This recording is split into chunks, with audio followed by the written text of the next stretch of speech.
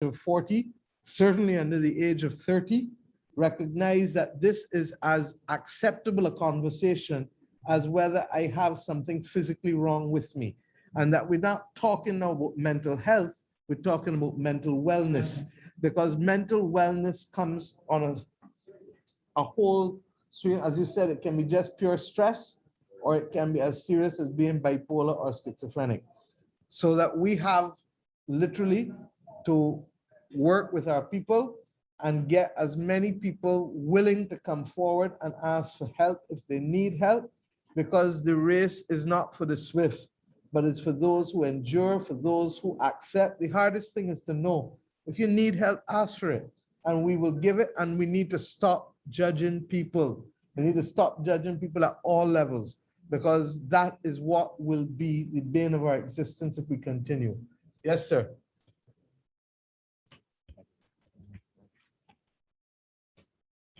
Good afternoon, Madam Prime Minister. Welcome. Thank you. And I must tell you, the empathy you demonstrate is touching, and that's appreciated. But I have a question concerning vaccines. You may recall your government received vaccines from several countries. Let's start China, India, Russia, Sputnik vaccines. No, none from Russia. Well, that information was erroneous. Did you? Now, did you receive vaccines from Pfizer? Yes. And if it is so, could you please let us know what arrangement the government has for future deliveries? We received Pfizer vaccines recently through the White House, the United States of America government. And it was part of a package that was coordinated with the Caribbean community. Most countries within CARICOM have received it. It's to come in a number of tranches. We received our first tranche. We expect to receive more. We did not receive from Russia, but we did receive from India. We did receive from Canada. We did receive from China. And we, of course, received from COVAX, which is the major facility that was used. But COVAX provided us with AstraZeneca. We are awaiting delivery. We participated in something actually I negotiated when I was chair of CARICOM last year, which is the Africa Medical Supplies Platform, where we come together with our brothers and sisters in Africa to leverage their population base to be able to secure access to vaccines and PPE and other therapeutics on the basis of the volume of the Africa platform. Because clearly when you come from a market of 1.4 billion, you're going to get a better price than 300,000 or 6 million, 7 million within CARICOM. I also will use this opportunity to be able to say, because not only did the fake news surround the question of us receiving Sputnik, but there is much concern as to whether the Barbadian company that was defrauded with respect to vaccines, whether the government in fact paid them any money. They have not received a single cent from the government. And we indicated straightforward, when the vaccines land, we will pay you in full. And since the vaccines have not yet landed, they were not paid in full. There was another company that was related to a world-class medical services company in Barbados, and we gave them money towards the vaccines when we realized that we were getting from others and they were not yet in a position to deliver. In spite of the fact that they do business with the country every week, they returned all of the money that that's months ago. So there is no exposure of the Barbadian taxpayer to any fraudulent scheme for vaccines. Thank you. Sorry. Yeah, there is also a vaccine fund, and we've been lucky, and that has helped us with the funds that we have to pay for COVAX, because with COVAX, we still had to pay some money. And we recognize that we're going to need boosters. We've had contributions from a number of well-wishers, both within the country and outside of Barbados, with respect to the vaccine fund. I can't remember the exact quantum, but I'll ask my PS who is within sight to get us the final, what's the outstanding balance in the vaccine fund, which we have. But equally, we were able to benefit last year too from that similar charity, a similar charity, not the same one, giving us ventilators, testing machines, Roche testing machines for the lab, oxygen plant that is at Harrison's Point. So we haven't done it all on our own. Barbados has been blessed that those who love Barbados, either as citizens or as maybe take love Barbados as people who have adopted us as visitors, that they have walked with us and worked with us in this mission. And that is why I've said, look, this is an open book, but I'm equally conscious that we're entering into the silly season at home. And anytime a government passes 3 years, the silly season starts to predominate. And when you marry the silly season with the fake news of social media, it's a dangerous combination, especially when people's lives are at stake. Oh, sorry, this Zoom thing. Yeah. Yeah. Charlie, can't we move the Zoom to more than 100?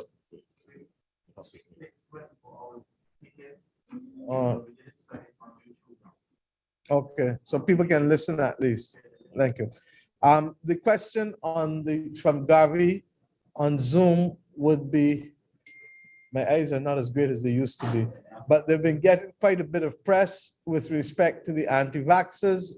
Will these persons be held accountable for misinformation they continue to perpetuate? Let me be very clear. We lead the executive. Any actions taken by any actions taken by anybody is a matter for the police force, not for the Prime Minister or Cabinet of Barbados. The day that we get involved in trying to enforce the law on matters that fall outside of what the Constitution gives the Attorney General responsibility for is the day that there will be the thin edge of the wedge. So suffice it to say that from a policy perspective, we continue to do all that is necessary to remind people of the need to support themselves with news that is verifiable and that they can confirm independently rather than a lot of the fake news that is surrounding the world. You appear know better than most that the major tech companies have literally shut down now sites because they've found that 65% of the information coming from anti-vaxxers globally, 65% of that information has come from 12 people.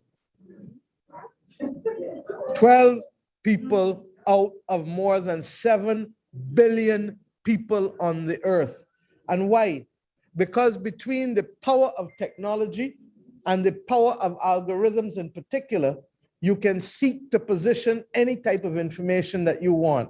You know it in the United States of America better than most because it has been the subject of discussion after recent elections in this country. So I don't need to say more to you about that. But I also recognize, and let me be clear on this, people don't just get up and mistrust the system.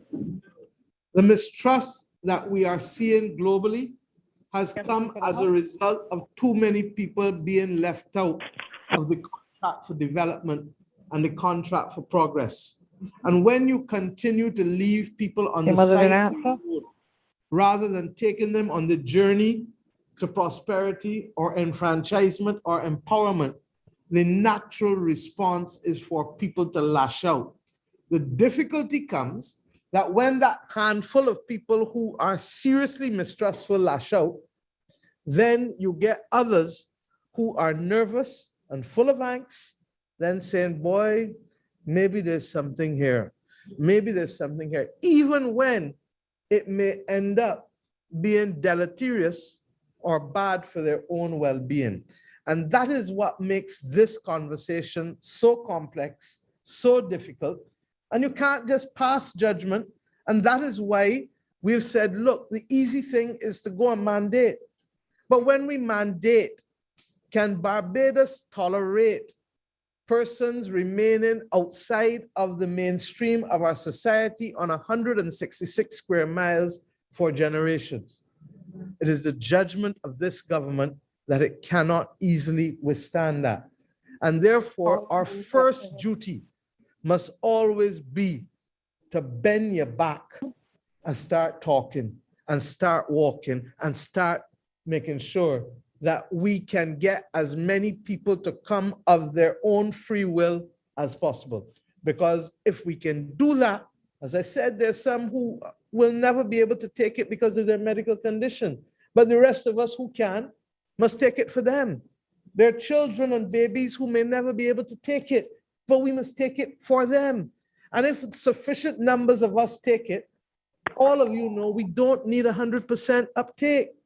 But if we can get a sufficiently high percentage, at least 70% across the board, then we have a fighting chance and we can go back, not to the old normal, but we can have a life where people can pursue their dreams, pursue their work, and live in a way that is palatable.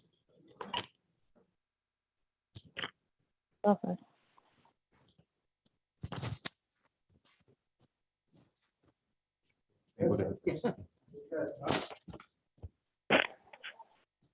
Good evening, Madam Prime Minister. Good evening, all. My name is Jasper Hewitt, and I work at SUNY Health Sciences University. Not in the medical field, but I work around everyone there in the medical field. I'm speaking to you because I'm a victim of COVID. Back in March, when no one knew how to deal with COVID, I caught COVID. I was hospitalized. I was on a ventilator. I don't want to go into all the details, but I would cut it short. I had blood clots. I coded many times, twice in one day. I had a good medical team with me. From the president down to the housekeeper, they all knew me. And I,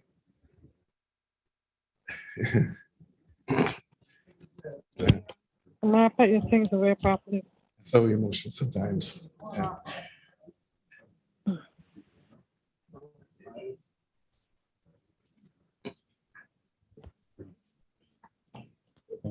Yeah, thanks. Yeah, okay.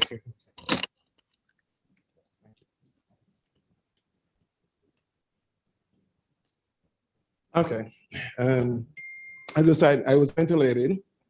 I was in the hospital for 6 weeks. I had good nurses. Even when I coded many times and the doctor said there's nothing they could do for me, there's one particular nurse stood by me. And she had a bottle of water. And she said, Jesus, if there's anything in this water that can reduce Jasper's temperature, please let it do so. And she poured that water all over my body. And the next day, my temperature reduced. I thank that lady. And you'll get an opportunity to meet her someday, because I promised to bring her to Barbados with me.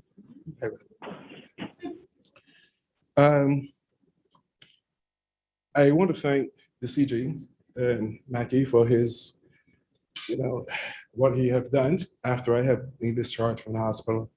He came there and the contributions that he did on behalf of the Barbados for all the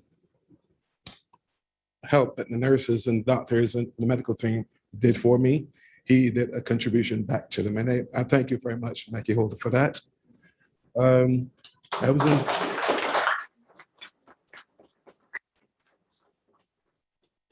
was in Barbados last month after all this to meet my family, because after I went through my ordeal, I haven't met my family, and no one could be by your side or there with you. So I was in Barbados last month, and this have changed me tremendously, because I now decided I'll retire at earlier stage. So I'm home building my house now. So I was at a luncheon, and someone who you just mentioned, David Ellis, was at the same luncheon. And he said, and my friends who were there were talking about my experience that I had with COVID, and he overheard it. And he said, Jasper, can I do an interview with you? And I said, he said Monday. I said, can it be Friday? I said, when do you want to do it? I said, let it be Friday. Because as I was building my house, as I'm saying, I have to get there. And this was on the Sunday that I met him. I said, Monday can be very hectic for me. So he said, no, I want to start with you on Monday. So I said, he said, I don't need much of your time. And I said, okay. At 9:30, I was still on the site where I'm building my house. And I had to get home in Hoyt's development by 10 o'clock to meet him, to talk to him really on brass tacks. So, I think that you would have made a great choice in choosing Liv Ellis to be part of your team. So I want to thank everyone who contributed, the organizations and whatever, to my departure from the hospital. And again, Mackie Holder, thank you so much for inviting me here to meet the Madam. Thanks, everyone. Thank you. Thank you. I want to thank you for your courage. Not just the courage of fighting COVID, but the courage it takes to share the experiences that you're sharing with us now. Yes, ma'am. Madam Prime Minister, I didn't tell you what I do. I am a clinical scientist and I'm getting my doctoral degree. I'll get my doctoral degree next August.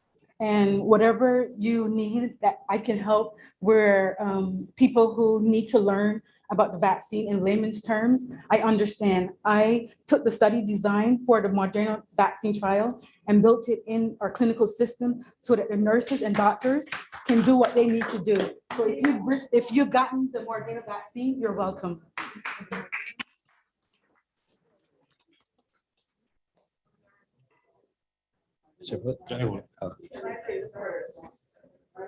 Hi, I'm O'Neill Paris. I'm a pediatrician, and I want to know what's the status of COVID in pediatric patients in Barbados. What's the status of? Pediatric patients, yeah, with respect to COVID.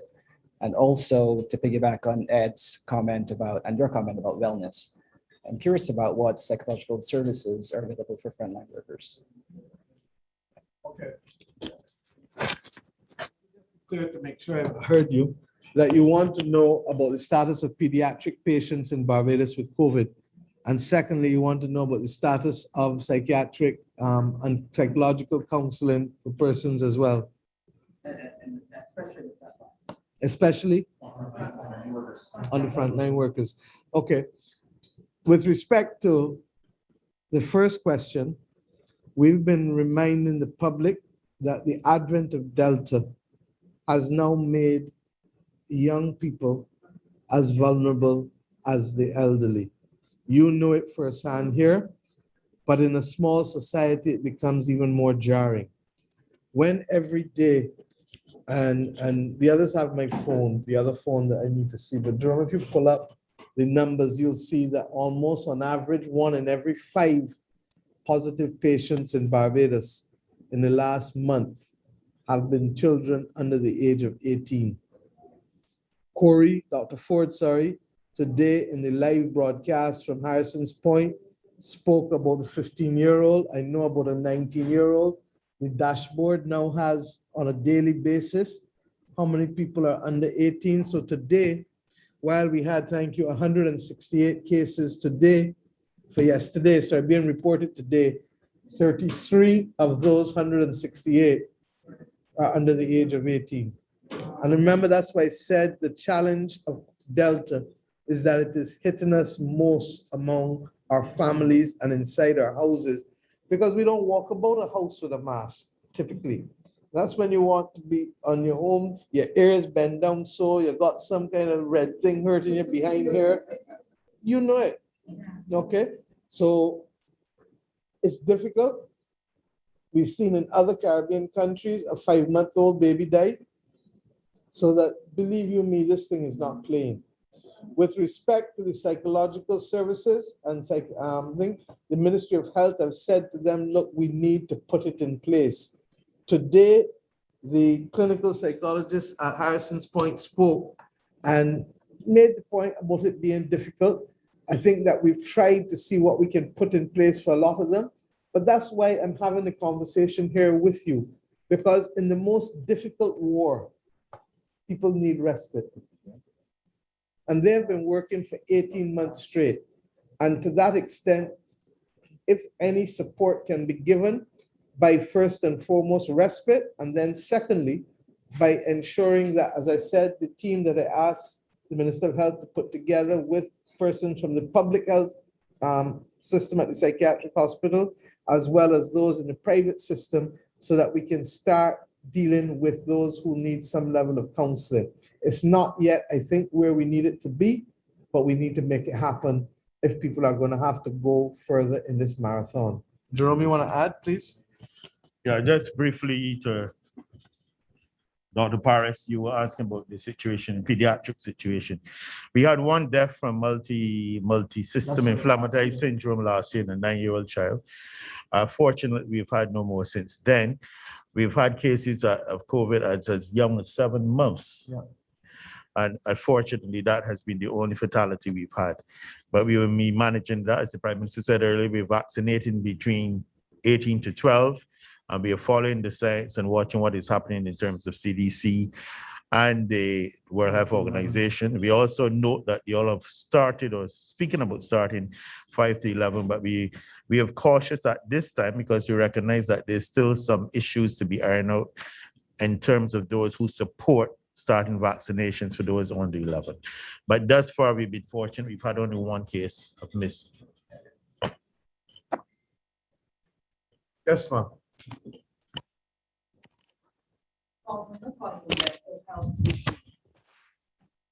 Healthcare workers have been affected by this COVID because this is 2 years now they're going. And we have started a program at our organization just for healthcare workers at all levels. And I will speak to the CG about it, but it's called Team Lavender Peer Support. And it's peer-to-peers helping each other.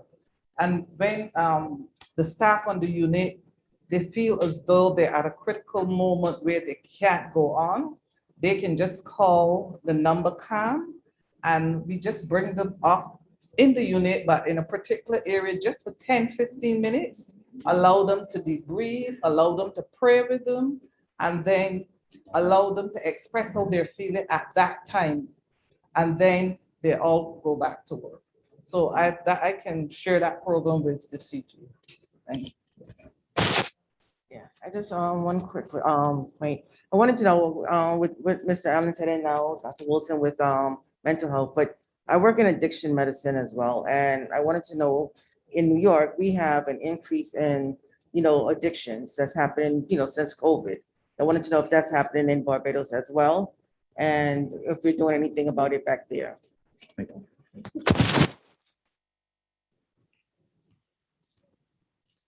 First of all, thank you for sharing about that program. And I'm sure that there may be similar things that are being done at home among some of the medical staff, the nurses, the orderlies, because people find their own way of coping. But the extent that which you've shared is why we're having this session.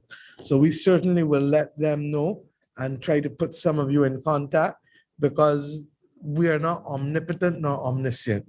And therefore, whatever we can learn will help. With respect to addiction, I would not be surprised. I've been in public life now for over 30 years. My background initially was in the practice of criminal law. And I know that when families are threatened or individuals are threatened, that's when they reach out to habits, whether the habit is bad eating, or whether it is drinking, or whether it is smoking, or whatever it is. And it's a natural consequence. So these kinds of conversations, look, when you want a wound to heal, what you do, more often than not, if you give it some air and oxygen, it's the same with the kind of mental issues and the fact that we can talk and share about these publicly. God knows whose life we are saving as we speak now. Thank you. Thank you, Peter. Cicely, just two questions for you. First of all, but you're the president, aren't you? You mentioned a very important term, of course, of mental health illness as it relates to nursing staff and other medical staff. Unfortunately, we had a situation where remember a very popular nurse in the accident emergencies department at the QH committed suicide about 3-4 weeks ago. Very popular. So you can understand the devastation among the staff. So what you spoke about would be extremely useful. My question for you though is, having worked at the QH, the Prime Minister hasn't spoken about it, but we have a major problem in Barbados when it relates to vaccination of nurses. QH has just about 50% of the nurses vaccinated. Indeed, when we go to the psychiatric hospital, it gets even worse. How have y'all, has that been a problem in the United, not in New York? How have y'all been dealing with it? Public health nurses, the public health nurses who deal with immunization, they are 90%. The doctors in the hospital, 98, 99%. But the nurses in psychiatric hospital, QEH, geriatric with this reluctance. How do you do it? And as you answer, I must tell you that I've had some sessions with a number of them, and the numbers have been increasing since then, but it is still not yet where we want it to be.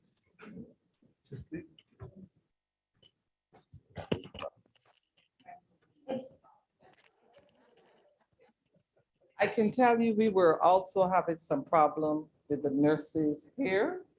And what we have tried to do is like, have like some of the popular nurses and even with clergy, we are asking them to speak with the nurses on a one-to-one basis so that we can encourage them to have the vaccine. I know Prime Minister says she's not mandating it, but I think everyone knows as of September 27th, if you are not vaccinated, you will be fired from the healthcare organization. But prior to that, we are trying to do better. We are trying to do a one-to-one basis to speak with the nurses. And not only nurses.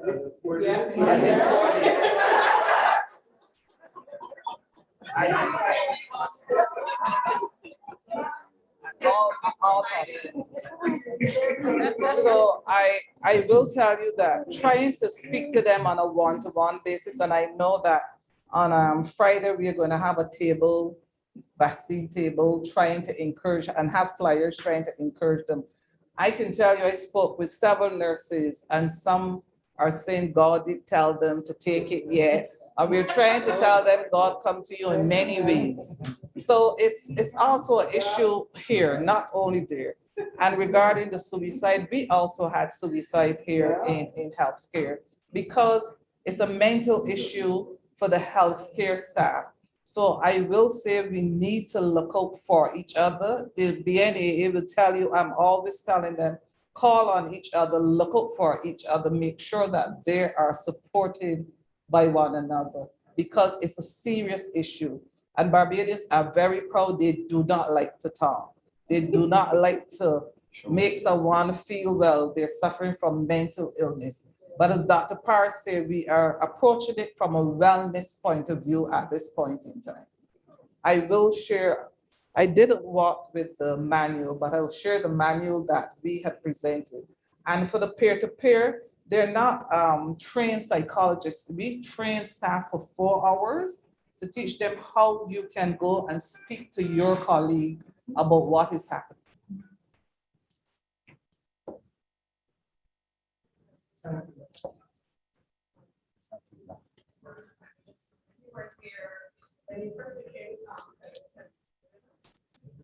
We had discussed at that time possibilities of probably having like some mental issues or something.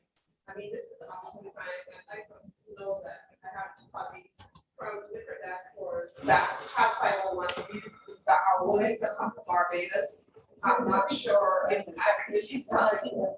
I'm sure that some of them are going to, I know, but it's some groups are going to Jamaica just on for vaccine support. And I'm wondering if they would be, if the trips are open to other nurses from other Like if we have colleagues from Jamaica or Guyana and do a house. So, as I said, I met last night with the president of Ghana, asking for additional support. We've continued our relationship with the president of Cuba and the Cuban Medical Brigade. We need people, and we will work with whoever wants to come, as I said, as small as a week, as long as a year or up to you.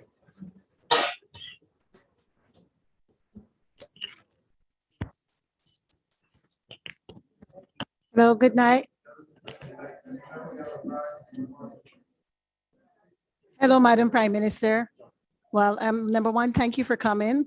I'm your biggest fan in the room. Nobody can contest that. Biggest fan. No, can you hear me? Oh, no, I said I'm your number one fan. There's not a soul in this room can contest that. Right. No, thank you for coming. Jerome is my friend, or was my friend. I want to say, no, I think I am a registered professional nurse. I'm also a doctoral prepared NP. And I think one of the most important things that nurses can do is to talk to each other. I've had the difficult task of calling family members of my colleagues who've died. And it was a very emotional experience. And I would not like to have to do that again. I called each and every member of my family, and the first thing I told them as soon as the vaccines got there, if they're not being vaccinated, don't speak to me. That is exactly what I told them. My mom is 83, she was first, and every member of my family is vaccinated. When we talk to nurses, they listen to us. We must talk to each other. Peer-to-peer, as Cicely mentioned, who is my president, I'm a member of BNAA, is absolutely important. I am ready, willing, and eager to get on a plane to come to Barbados. The only thing I want to work for is Conkeys. So whenever you are ready, no, I absolutely, that's all I want to work for, Conkeys. So you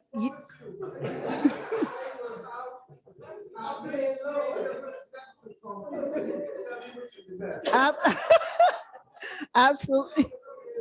Absolutely. With or without. I prefer raisins. With raisins. Absolutely. Absolutely. But we stand willing and ready to come to assist in any way possible. Absolutely. Whenever you're ready, we're there for you. Thank you.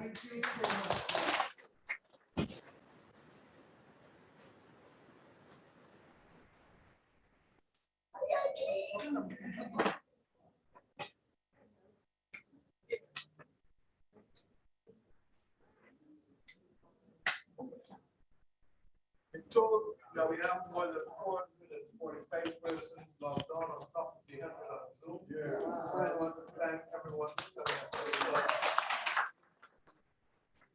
Good night. My name is Diana Bombay. You know me. Yes. We are not registered nurse, but we work in the medical field because I'm a phlebotomist. I'm a medical assistant. And if you have me, we are ready to come through. Amen.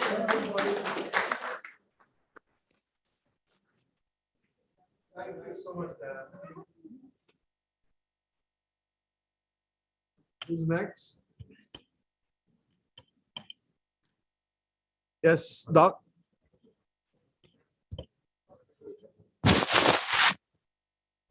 Yeah, one of the strategies that we use in our practice is the huddle. At the beginning of the day, I was saying that one of the practices that we use at our practice is the huddle in the morning, so that all the staff get together and they huddle, and they just perhaps say a prayer, and they kind of look forward to talk about the day ahead of them, and that may be a strategy that could be implemented. Right. Not necessarily prayer, but to talk. Sometimes they pray. Sometimes they pray. Sometimes they share. Sometimes they talk. Right. And the other thing is it that the psychological services are preemptive, or I mean, do people? You have a program in place where you try to preempt issues with respect to the frontline workers, or it just happens if it happens? I don't want And therefore, I will ask Dr. Ford, who is in charge and has been doing a magnificent job of leading the medical team at Harrison's Point. I will ask him to be able to be in touch with you and to share with you, and you can then make other suggestions directly to him. Is that fair? But I do know that, I mean, and I watched him this evening, tears came to my eyes there again when I saw him bring the team behind him and when I saw him talk to the country with his team behind him. And I know that the kind of caring that he has exhibited when he comes to the Cabinet COVID Subcommittee on behalf of his staff is such that would cause me to believe that their well-being is paramount to him. Even in terms of how we treat to the refurbishment of the buildings and the insistence on certain things to minimize the exposure of his workforce. These are the things, and as Minister of Finance, I've met him fully with whatever he has asked for, even in the middle of an IMF program. I'm a little concerned as I see all those Minister of Health, Ms. Thompson, all of them who are fully vaccinated. None of them got sick. I didn't miss any of them from the YouTube. None of them got sick. Isn't that enough evidence to tell you that if they did that and they're still healthy and they put in long hours every day, day in, day out, I think that's enough for support to tell other professionals who should know better. And also, I believe that as professionals, we just don't assume that Mary, June, and Peter knows. We need to have a structured way of you being a peer to Council General Holder. You just don't wake up and do that. You need to have the adequate, appropriate, and timely training in order for that to happen. It is effective because when this all started, I was crazy. I didn't want to go to work, but I had people who took the time to treat me, not as a nurse, as Vashti. And that's so, so important. So we need to, but we have a program called Buddy System. We also have Healthy Healers and Anonymous. You just go and that's it. We cannot be that for the patient if we cannot be it for ourselves. So we need to, before we leave this room, if you know somebody who is having a hard time, or even if you don't know if they're having a hard time, because a lot of us don't exhibit these things, we don't show it. But if you have a one-on-one, sometimes late at night, that's when we talk best. So we need to do that for one person in this room. Your living would not be in vain.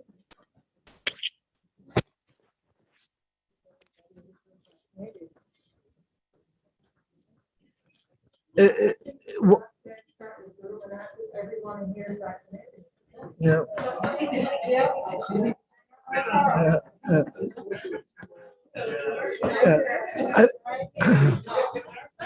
I think it's absolutely true what you said in terms of being there for everybody. And, you know, last night, Jerome left and the others left my room at about 11:30, 11:45. It was after midnight. I didn't even know. But two of the key workers at home in COVID called. I was on the phone with Mr. Ellis. I was on the phone with Dr. Ford till 2:15, 2:20 this morning. And in fact, Dr. Ford, while being on the phone with me, someone had collapsed and hurt their head. And I actually talked with him part of the way down as he went to see them at 2:20 this morning. This thing is real. And if all I can do is to provide that mental support to my team, I'm going to do it 24/7. I'm not a doctor, I'm not a nurse, but I wish that my words and what I'm doing with them can make the difference to give them the energy and the power to do that which they have to do with the patients that are before them. You'll hear stories from them about youngsters who feel that they were infallible. Some even say, "I won't be here, I gone." and trying to leave. And then the next day they collapse. And all of a sudden, everyone else in that facility understands that if this young person can collapse after being so rambunctious and whatever the day before, that this thing is not playing. I do not know, and your name is Jasper. I wish I have the power to pray with the might that that nurse prayed over you with that bottle of water, to say to the people of our country that we have it within our power to stem the damage that can take place to families, to stem the loss of life, and to stem the serious hospitalization and the long COVID. The things that Jerome reminded us will show the same symptoms as lupus. Any of us heard 5 years ago, a year ago, 2 years ago that we had lupus, you're going to pause, because it is not an easy condition to manage. And the same with long COVID, except that we don't even know what else long COVID will present with, because it is too early. So look, I keep saying to everyone that I'm a Jimmy Cliff girl. If I could sing, I would sing. But all of us in here know the song. You can get it if you really want. But you must try and try and try. You'll succeed at last. The message in that is that we must not tire of the battle. We must not tire of the effort to try to persuade persons. We must not tire of the energy that is needed to be there at midnight or 2 o'clock in the morning or in the middle of the day when people need it. And we must not assume because people go along looking stoic that they're okay, because people have different ways of grieving and different ways of coping. And that the most that can happen to us is a person refuses to answer us if we say, are you okay? Do you want to talk? Okay?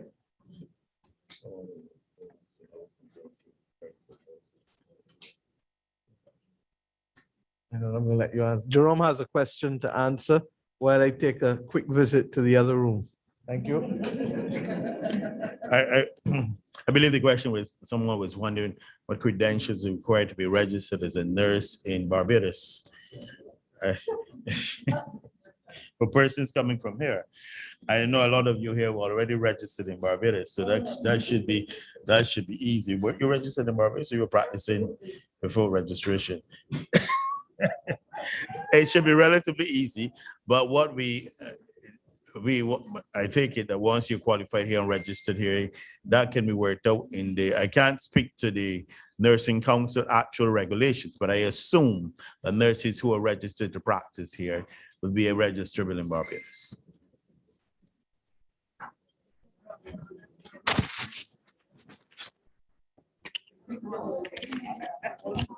I think what you will need to ensure is that any nurse that will be traveling to Barbados have the license, the New York license. Yeah, will be equivalent to our registration. Correct. Right.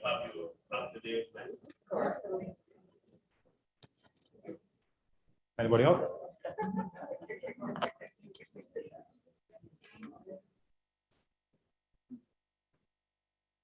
Hi, good evening. I first applaud all the nurses and medical professionals who work in the industry. But the thing that my question is, I work for the health department. I'm an assistant commissioner there. And for 4 months, I ran a pod here in the city. So for those of us that aren't nurses or doctors or any of those, how can we help? Because there are many of us who are not nurse professionals, but we work in the health field. And we volunteered, because at the health department, we had to volunteer senior leadership to work in the pods. And I did that for 4 months. So any way that I can help, just let me know. As part of the criteria through the Council General, it will be possible for us to know your background, your skills, your experiences. It's not only in terms of nursing. This lady is a phlebotomist, and you're interested in those two. There are a number of areas that you need support in as it relates to the management of persons with COVID. So once we get the information into the consulate, then we can work together. And Vash is saying that And Vashti is saying that you're good, so.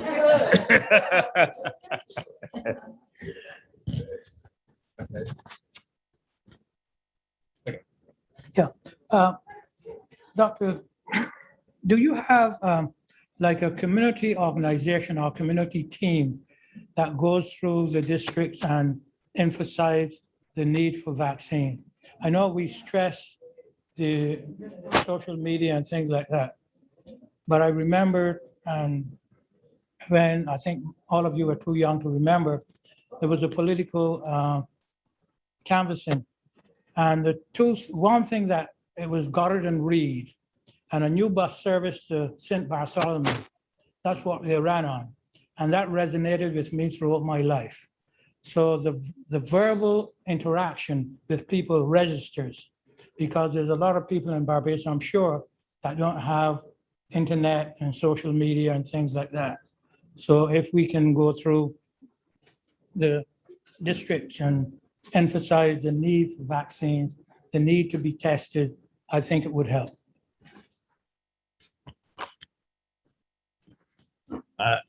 Thanks, Ed. You are absolutely correct. And we have been doing this. There are a number of modalities we've been using. We've been using the television, the media, the social media. The Prime Minister spoke of the actual having a number of town hall meetings. We've had those across the island. There were interactions with various groups of persons in the health sector. But in addition, we have used Calypsonians going through the area with jingles in various communities, encouraging people to get vaccinated. We've now been advertising the mobile unit. We have 2 or 3 buses going into communities and getting people, it has advertising and facilities are there to be vaccinated. We tried something which did work quite well last weekend, where the bus went to Browns Beach and another Brandon's Beach, 2 very popular beaches in Barbados, on a Sunday, and Sheraton Mall and other areas to get people vaccinated. So we have been doing that. We have been using all of the various things. But at the end of the day, there's some people who are just reluctant.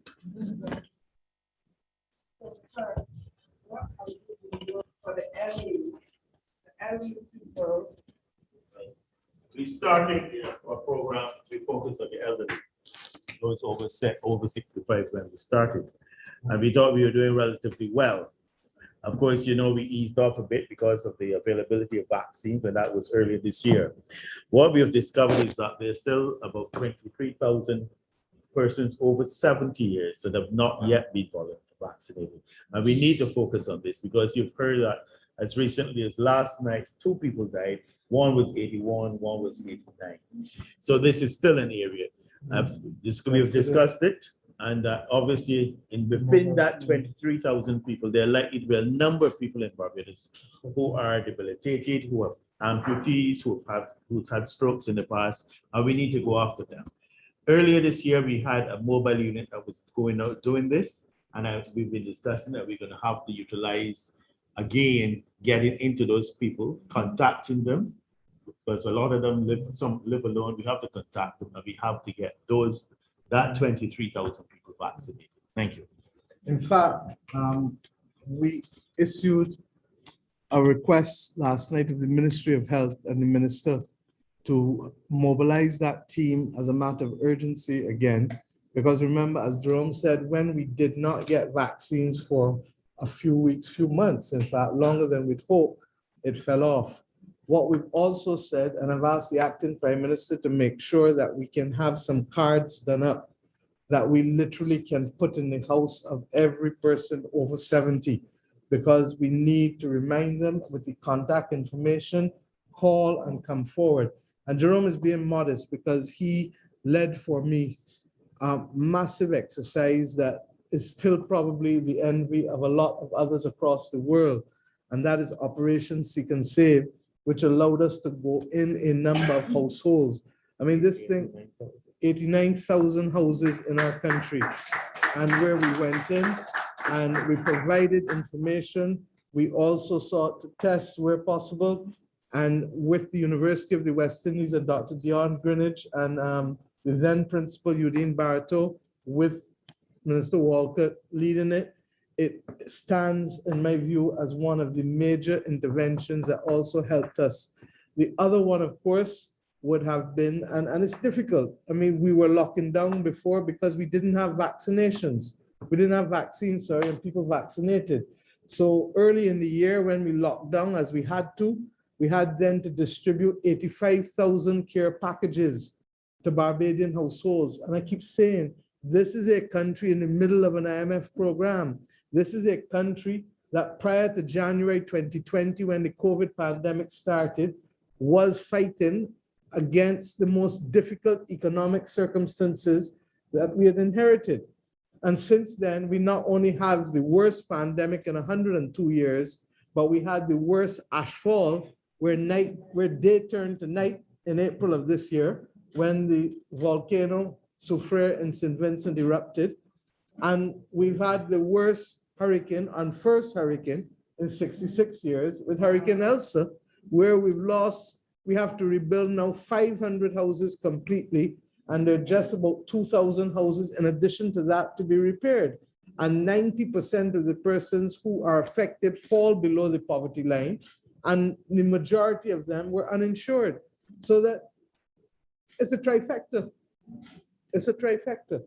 But I know that it is a trifecta that we can win, and we can win this in the same way that those of us whose grandparents and great-grandparents 100 years ago had to fight battles. And if we go even further back before the abolition of slavery, nothing that we face today compares to what our grandparents, great-grandparents, and great-grandparents went through. And even those of you who are nurses, I am sure that in your profession, you've heard stories of those who had to work on the front line of the two great world wars and what they had to face and how they dealt with what they had to face. So this is the challenge of our generation. And from time immemorial, human civilization has always, every 2 or 3 generations, had to fight with major challenges, either in the form of wars or pandemics. I will say before we end tonight, I have the honor of chairing, along with the Prime Minister of Bangladesh, who I met with day before yesterday again, the One Health Global Initiative. The Director General of the World Health Organization asked me at the beginning of this year if I would co-chair with the Prime Minister of Bangladesh, the One Health Global Initiative. And what is that? That is the effort to bring the world's attention and sharp focus on the issue of antimicrobial resistance. A lot of fancy words. You nurses know it better than most because you're on the front line again. But for those who are listening, that is where human beings literally are fighting against the superviruses, and how we do not have the level of effectiveness in the medication and the antibiotics that we are using now to be able to treat some of these superviruses.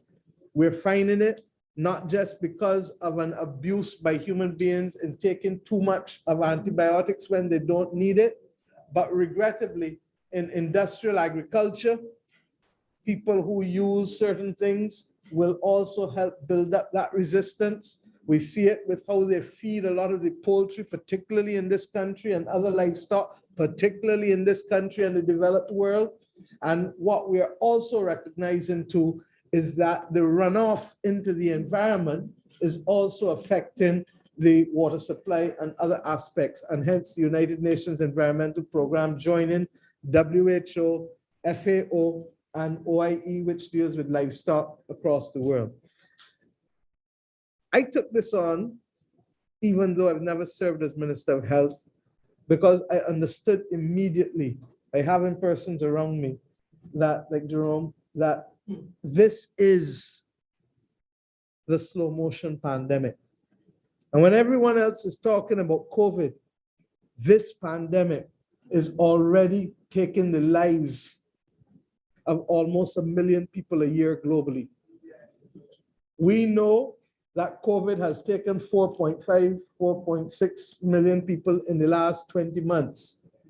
But if you have something among you that's already responsible for taking nearly 1 million people a year, and the numbers may well change because there are new studies being done, then you understand why this task force exists now, because it is expected that by 2050, this is going to take more lives than any other condition medically. And what is it going to do? It reverses a century of medical progress. You're the ones who know about the invention of penicillin and all of the amoxicillin and disilin and silin and all the rest that I can't pronounce. But what it does for practical terms for the rest of us who are not in the medical field is that all of a sudden a visit to a dentist can become a life-threatening exercise, or the having of a baby can be a life-threatening exercise. And a world that knows how to deal with curing baldness, but will not spend the money. You didn't get me off.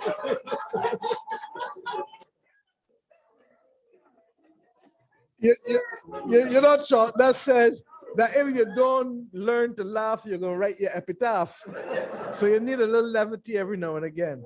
But a world where mankind can find the money to do all of the other things that it is doing, including the vanity projects of people going to the moon and all kinds of things. And we can't go back and spend the money on the research that is necessary to protect people doing the normal day-to-day things of life. I've told you, COVID is the best of times and the worst of times, because COVID has caused us to pause and to say, wait, what are we really doing? What are we really doing? And what should we be spending money on? You understand? This evening we met with the United Nations Secretary General, and we are happy to report that, like him, we feel that the time for a new global deal and a new social contract is upon us.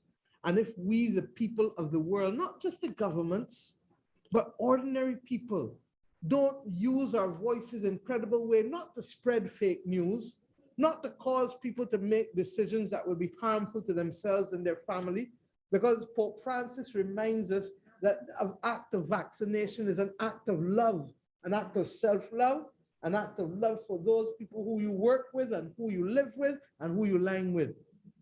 But let us make sure that we can do the things now to raise our voices. You vote in this country, many of you. You have a voice in this country, many of you. You got a mayoral election coming up too, don't you? You understand? I look forward to meeting him. Anybody named Adams is a friend.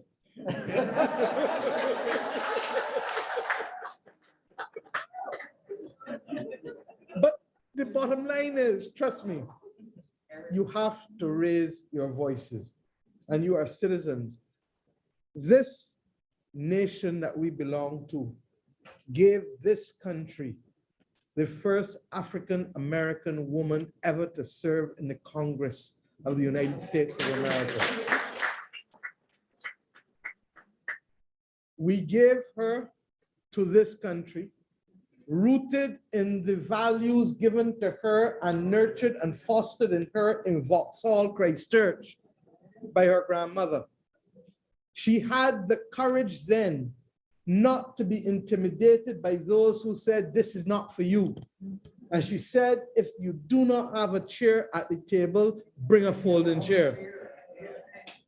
And she said equally that she was not prepared to be intimidated when others said, how could you run for president of the United States of America?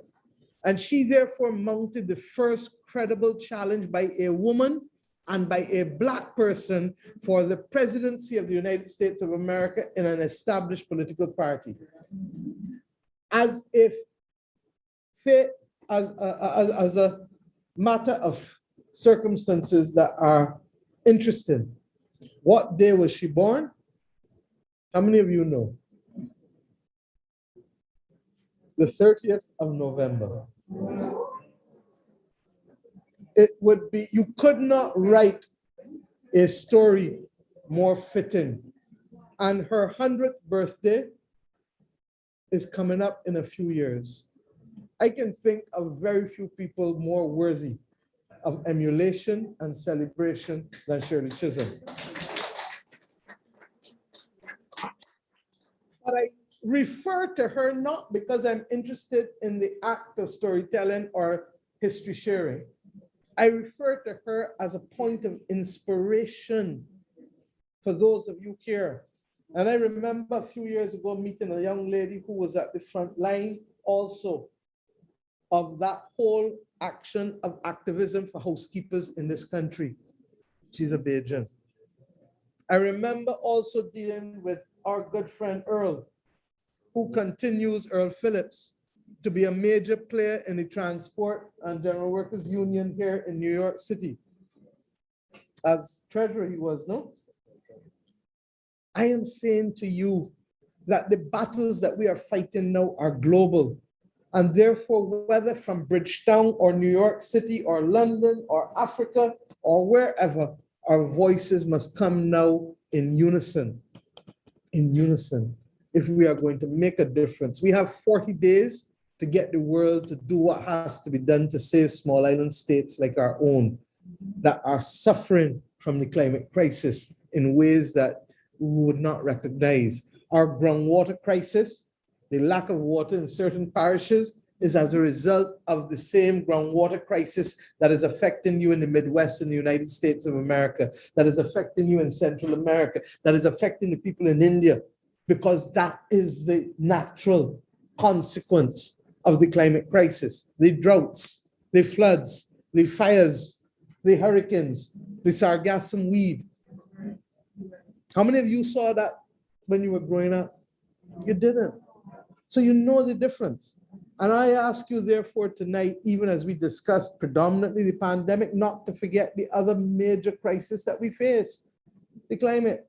And I'm asking you to help raise your voices in unison, not just with Barbados. The president of Costa Rica is as easily my brother in arms on this issue as is the president of Guyana.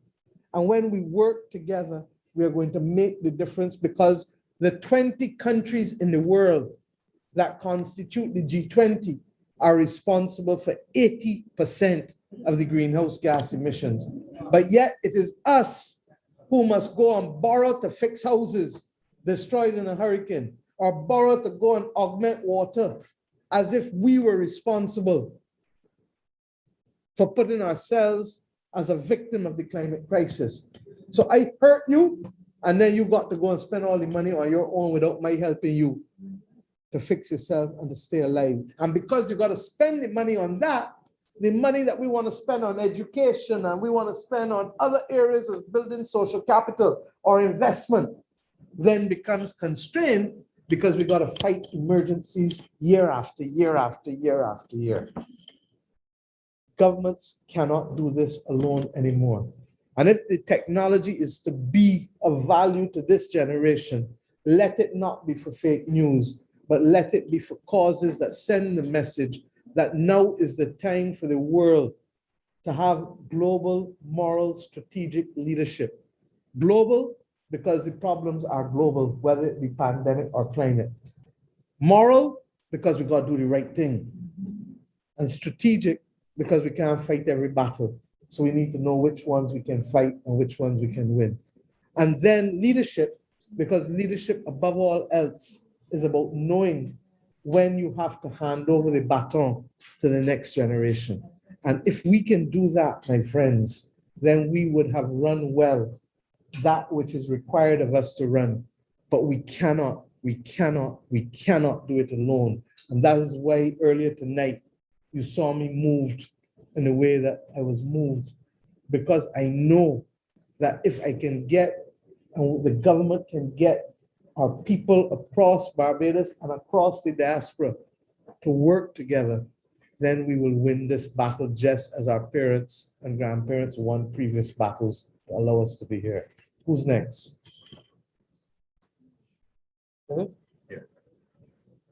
Is there anyone who wants to say anything before we wrap up? Because I know people have to get home. And the one thing I've learned about New York City since post-COVID is that close, open, close, close, open, close.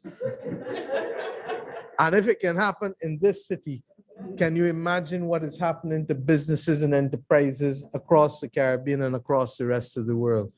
So we don't want to keep people out later than you have to be. Anyone else wants to have the final word? Yes, sir. And then I'll ask, Charlie, do we have the email yet, please? Okay, thanks. Now, I sat here and I listened to the medical profession talks about the disasters and things can happen with COVID. But going through my mind all the time, how many of us in here have ever had a headache? Okay, we have had headaches, right? We want to take a Fenze or Wiz or Panadol or Tylenol, right? But we are finding it so difficult to go and get a vaccine. That doesn't make sense to me at all. We go to our doctors, the doctor say, oh, well, sorry to introduce myself. I'm Tony Argot. I'm sorry, I work for Brooklyn Hospital and I'm a contract captain for the best unit in New York, 1199. Now, we would go to a doctor will say to us, Tony, you need to have this medication to help get on the swelling. We don't look and ask what's in it. We just take it. But for something that have been just developed because they know what reasons it can help to save our lives, we refuse to take it. I don't see the sense in that. I don't see no sense. As we would say in Barbados, I don't see no common sense in that. That's a very idiotic thing for people not to want to take something to save their lives because they're being selfish. When I say selfish, they're trying to protect themselves and forget their families. They push the children up to get the vaccine to go to school and they say, I ain't taking it.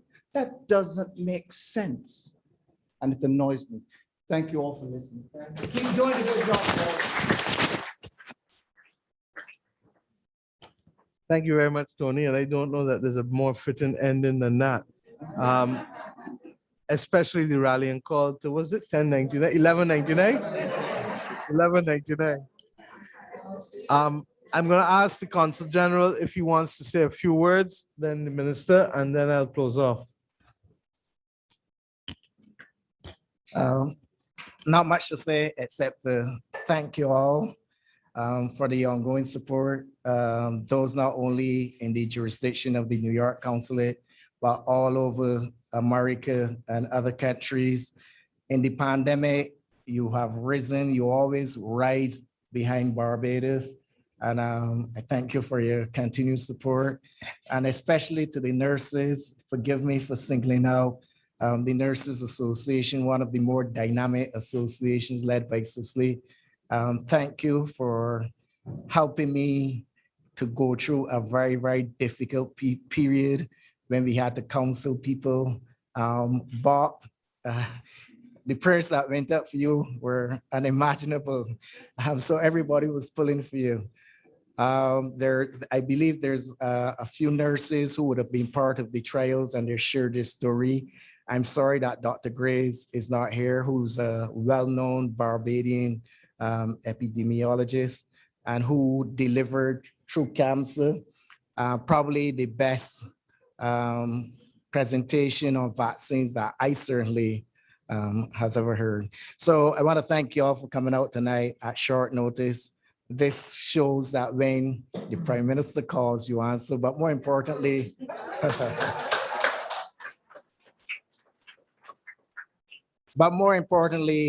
that Barbados means something to you. And when Barbados calls, you rally.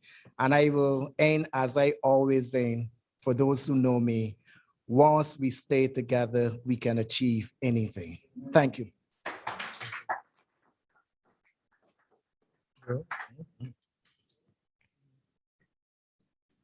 Thank you. I don't have much to say. I want to thank you also for coming out, taking the time off. I know some of you would have worked today and it's not easy coming here afterwards just to listen, to sit down and hear a person speaking to you, especially politicians. But I want to commend you for that, commend you for the useful suggestions that we've garnered here this evening.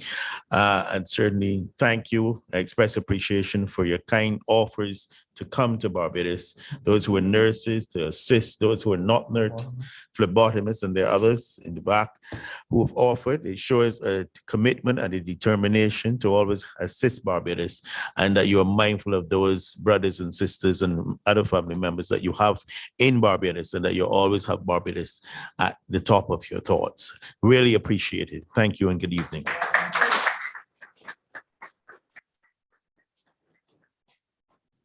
And let me say that we continue to thank you. Since we started, the Director of Communications has already established a Google form, and therefore that can be deployed almost immediately, CG. And we also hope to have, what's the email, please? Volunteer health@barbados.gov.bb. So volunteerhealth@barbados.gov.bb, and that's the email, sorry. And the form, if you want to go on it and you put in your information, and we'll have Mackie and others distribute it, but it will be volunteerhealthbb, as in barbados.com. So if you go and put that in, volunteerhealthbb.com, you can fill out the form yourself, and we will then start the process, because as I said, this is a now thing and not a next month or next year thing. I also want to thank the staff here at the consulate and the mission for really accommodating us. We had on Zoom the 100 people that were there, and then on YouTube we have at least 745 on top of that. So we've had almost 1,000 people today listening and participating at such short notice. I want to really thank you. And let it not be said that we're only asking for nurses. We also would like doctors who would come for locum. And those doctors, medical intensivists, anesthetists, A&E physicians, lab techs, we're asking for all kinds of support, because we want a Bajan medical brigade and nurse practitioners as well, all types, PhDs, all types. I would like that if at the end of this, we can constitute a Bajan medical brigade that is available in the same way that Cuba has distinguished itself globally. We don't have the numbers of Cuba, but we have too many Barbadians who have gone into education and healthcare, and we need now to be able to reap the reward that is ours because of the investment in education, free education. And even where persons did not receive free education at the tertiary level, their primary and secondary foundation admitted of them the opportunity to move easily to the tertiary level up here and elsewhere. We're meeting in New York today because we're at the UN General Assembly, and this is the first time I've left Barbados since March last year, in 18 months. But tonight is equally applicable to the other people in the diaspora, whether in the UK, whether in Canada, or wherever else in the Caribbean or Europe or Africa you are. This is a call to all Barbadians of goodwill who want to be able to help their country in whatever small way, recognizing that one blow is kilo a cow and many hands make light work. God bless Barbados and God bless each of you. Thank you.